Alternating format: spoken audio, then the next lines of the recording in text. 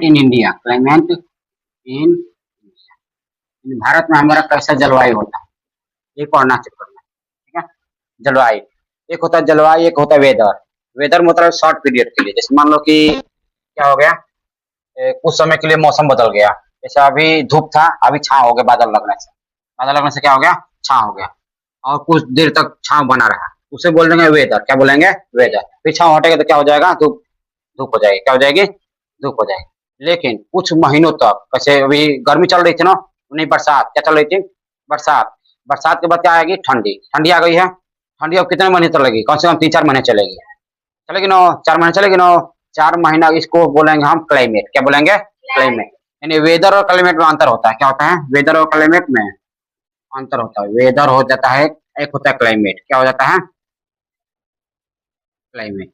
दोनों में डिफरेंस है।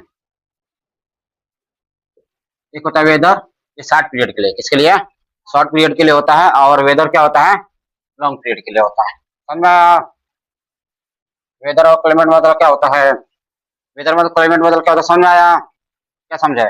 जो वेदर होता है, जो मौसम होता है, वो बहुत कम समय के लिए आता है, लिमिट समय के लिए, और उसके बाद फिर खत्म हो जाता है।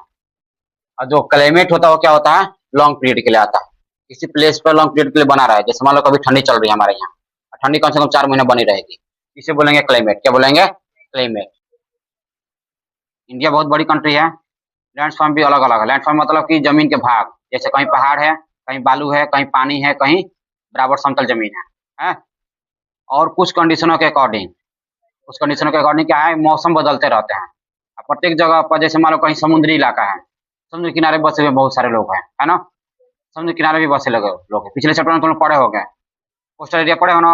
कोस्टल एरिया के जस्ट बगल में वहाँ का क्लाइमेट देखे हो गए, कैसा बना रहता है। तो वहाँ का क्लाइमेट, पहाड़ों का क्लाइमेट, और प्लेन्स का क्लाइमेट, और हर जगह का, मैंने कहने का मतलब कि 3 मेन रीजन में बांटा गया है। मेन 3 सीजन में क्लाइमेट को तीन कितने भागों में बांट दिया गया, 3 सीजन में बांट देगा। सीजन तुम्हें पता है, मेन 3 सीजन। एक होता है समर, पता है ना, समर सीजन मतलब गर्मी वाला, समर सीजन। एक होता है कौन सा, हाँ विंटर, विंटर सीजन। ठीक है, विंटर सीजन के बाद से क्या आता है, एक रेनी सीजन होता है। क्या होता है, रेनी सीजन। 3 मुख्य है। मेन कौन सा है, इंडिया के क्लाइमेट को कितने कितने मेन सीजन में बांटा गया है, तो 3। एक होता है समर, एक होता है रेन, एक होता है वो विंटर। तो सबसे पहले क्या आता है इंडिया में, मान लो कि ये आ गया समर। समर के बाद क्या आएगा, रेनिंग सीजन आएगा। क्या आएगा, रेनी सीजन। रेनी सीजन के बाद से क्या आएगा तुम्हारा, विंटर। विंटर से फिर क्या आ जाएगा, ये सर्कल चलता रहता है इंडिया में। गर्मी आई, गर्मी के बाद के बरसात आई, बरसात के बाद ठंडी आई, ठंडी के बाद फिर क्या आ गई, गर्मी। गर्मी के बाद फिर क्या आ जाएगी, बरसात। समझ में आया, फिर बरसात के बाद ठंडी। ऐसे क्या चलता है, सर्कल चलता रहता है, सर्कल। ये बात समझ में आया। चलो तो आगे बढ़ते हैं फिर। लिख लिया ना। अच्छा बताओ, जो समर सीजन क्या है, क्लाइमेट का ही पार्ट है ना। चलो इस बात को याद रखना। चलो समर सीजन बताओ। समर सीजन में क्या होता है, जो सूर्य की किरणें हैं, सूर्य की जो किरणें हैं, रे है, सूर्य की क्या है, जो रे निकलती है, जो रे निकलती है, वो अर्थ पे क्या होता है, अर्थ पे क्या होता है, डायरेक्ट पड़ती है, एकदम सीधा। जिस हिस्से में डायरेक्ट पड़ेगी सूर्य के सन की रे, वहां पर क्या होगी, लगातार। देखो वो कभी भी जब ईस्ट से सन निकलते हैं तो एकदम सामने निकलते हैं, और एकदम सर के ऊपर से जाते हैं ना। जिस समय सर के ऊपर से जाते हैं सन, और सूर्य की किरण एकदम सीधी पड़ती है, उस समय क्या होता है, समर सीजन होता है। क्या होता है, समर सीजन। इस बात को याद रखो तुम लोग। हाँ, चलो फिर आगे बढ़ते हैं। समर सीजन क्या होता है, सन की रे क्या होगी, रे क्या होगी, सन रे क्या होगी, एकदम सीधा पड़ेगी, सीधा पड़ेगी। क्या पड़ेगी, सीधा। इस बात को याद रखना, ठीक। डायरेक्ट, इसे बोलते हैं सीधा को डायरेक्ट।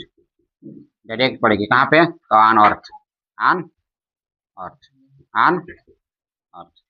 यानी अर्थ पर सन की रे एकदम डायरेक्ट पड़ रही है तो क्या कहलाएगा वो, उस हिस्से पे क्या होगी, समर सीजन होगा, कंटिन्यूअस अगर पड़ रही है तो, लगातार पड़े। लू चलता है, L double O, L double O. लू क्या होता है, जब हवा हवा चलती है, जब एयर चलती है तो उसका क्या नाम हो जाता है? वाइंड। क्या हो जाता है? वाइंड। क्या हो जाता है? वाइंड। और वाइंड में तुम्हारा क्या हो जाए, जो टेम्परेचर है हाई लेवल का टच करें, वाइंड।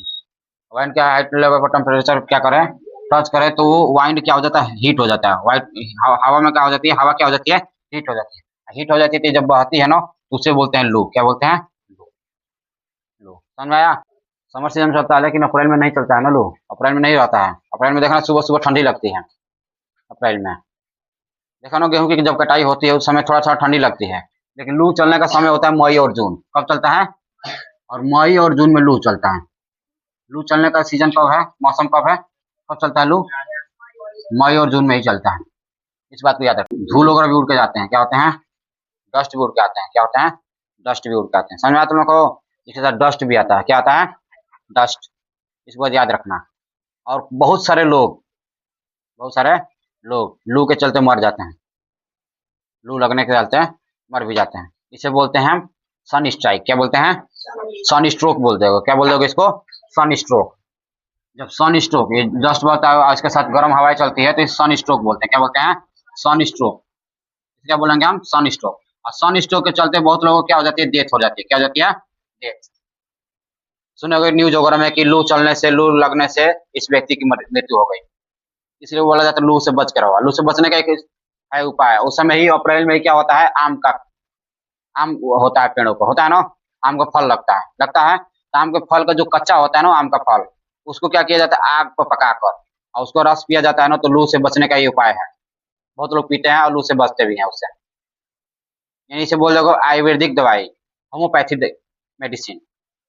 घर पर बनाने वाला जो मेडिसिन बनता है फलों से, लकड़ी से और चीजों से जो बनता है, करेला से, तुलसी पत्ता से, वो क्या कहलाता है?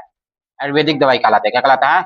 आयुर्वेदिक दवाई। तो लू से बचने का क्या है उपाय? बस आयुर्वेदिक दवाई। या कौन सा उपाय है? बस एक